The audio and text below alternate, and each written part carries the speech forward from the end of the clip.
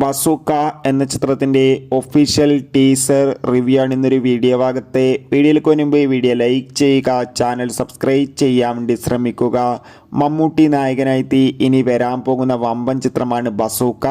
എല്ലാ സിനിമാ പ്രേമികളും ഒരേപോലെയായിരുന്നു ചിത്രത്തിൻ്റെ ഓരോ അപ്ഡേഷനും അറിയാൻ വേണ്ടി കാത്തിരുന്നത്.